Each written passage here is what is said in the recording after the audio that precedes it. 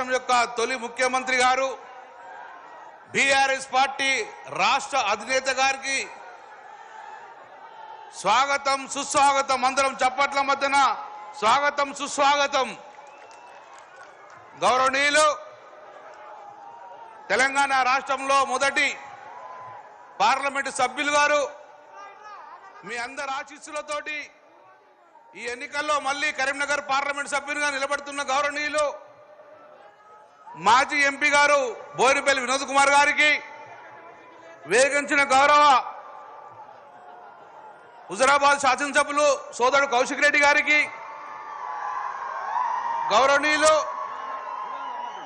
మాజీ మంత్రివర్యులు ఈశ్వరణ గారు, అన్యదా భావించకూడదు మా గౌరవనీయులు మాజీ స్పీకర్ గారు పోచారం శ్రీనివాసరెడ్డి గారు, గౌరవనీయులు మాజీ మంత్రివర్యులు మాజీ ఎంపీ గౌరవనీయులు కడియం శ్రీహరి గారు, మరియు వేగించిన గౌరవ మాజీ శాసనసభ్యులు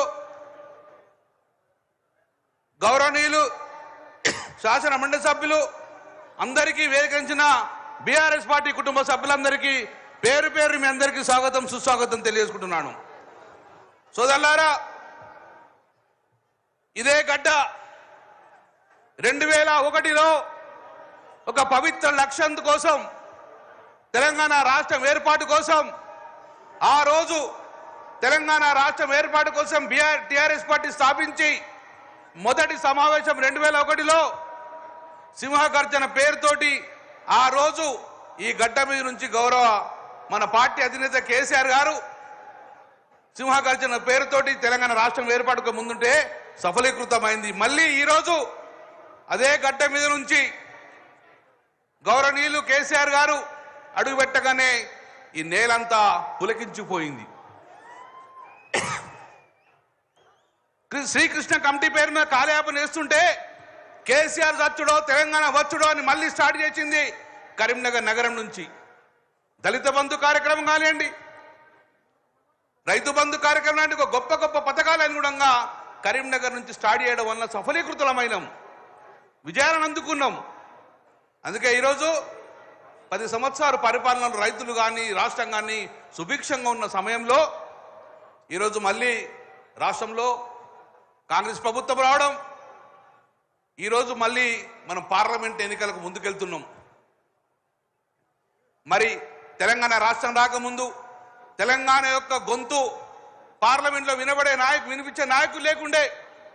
కానీ ఈరోజు మళ్ళీ కాంగ్రెస్ పార్టీ కానీ బీజేపీ పార్టీ కానీ తెలంగాణ కోసం మాట్లాడే అవకాశం లేదు. తెలంగాణ గొంతుకలు కాలేకపోతుర్రు. మరి తెలంగాణ రాష్ట్రం ప్రయోజనం కాపాడాలంటే మళ్ళీ బీఆర్ఎస్ పార్టీ గొంతుగా పార్లమెంట్లో వినవాల్సిన బాధ్యత మనది ఉన్నది. అందుకే ఆ రోజు గౌరవనీయులు పార్లమెంట్ సభ్యులుగా, ఒక సక్సెస్ఫుల్ పార్లమెంట్ సభ్యులుగా వినోద్ కుమార్ గారు, ఈరోజు మీరు కరీంనగర్ నగరం ఇంత అద్భుతంగా స్మార్ట్ సిటీగా మారిందంటే దానికి కారకులు ఆ రోజు వినోద్ కుమార్ గారు ఎంపీగా ఉండడం వల్ల గౌరవ ముఖ్యమంత్రి గారు కేసీఆర్ గారు హైదరాబాద్ తర్వాత చూద్దాం, ఫస్ట్ నగరం అభివృద్ధి కావాలని చెప్పి స్మార్ట్ సిటీ ప్రదాత అప్పుడు వినోద్ కుమార్ గారు ఆ రోజు తెలంగాణ గలం వినిపించి మనకు అర్హత లేకున్నా కరీంనగర్ నగరానికి స్మార్ట్ సిటీ ఇచ్చి ఇంత గొప్పగా నగరాన్ని అభివృద్ధి చేసుకున్నాం. రైల్వే లైన్ కానివ్వండి, స్టేట్ లైన్ నేషనల్ హైవేస్ కానివ్వండి, ఏ రకమైన మన తెలంగాణ ప్రజలు కాపాడే గొంతుగాను ఆ రోజు వినోద్ కుమార్ గారు వినిపించారు. మళ్ళీ మన అందరం గుణంగా ఇటు కేంద్ర ప్రభుత్వం, ఇటు కాంగ్రెస్ పార్టీ కానీ బీజేపీ పార్టీ కానీ గొంతుకలు కాలేరు, తెలంగాణ ప్రజలు కాపాడలేరు. అందుకే మళ్ళీ మన తెలంగాణ ప్రయోజనాలు కాపాడాలంటే మన నీళ్లు మనకు రావాలి, మన అభివృద్ధి మనకు రావాలంటే మళ్ళీ మీరందరూ ఒక్కసారి చప్పటితో ఆశించాలి. వినోద్ కుమార్ గారిని పెద్ద మెజార్టీతోటి మనం గెలిపిస్తే తెలంగాణ రాష్ట్రం అభివృద్ధి జరుగుతుంది, కరీంనగర్ యొక్క పార్లమెంట్ అభివృద్ధి అవుతుంది.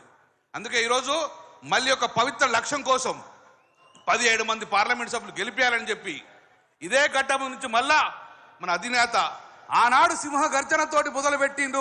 ఈ రోజు కరీంనగర్ కథన పేరుతోటి మళ్ళీ మీ ముందుకు మనం కథన పోతున్నాం. కాబట్టి తప్పక ఈ గడ్డ మనకు ఎప్పుడంగా సఫలీకృత రిజల్ట్ వచ్చింది. కాబట్టి ఈసారి తప్పగా మనం మెజార్టీగా మనం పార్లమెంట్లో మెజార్టీ స్థానాలను పంపించుకొని ఎంపీలే గెలిపించుకొని మన తెలంగాణ రాష్ట్రం యొక్క ప్రయోజనం కాపాడడానికి ఈరోజు మన మధ్యకు వచ్చిన మరొక్కసారి మన అధినేత గౌరవనీయులు కేసీఆర్ గారికి మీ అందరికీ చప్పట్లతో స్వాగతం సుస్వాగతం. జై తెలంగాణ, జై కేసీఆర్.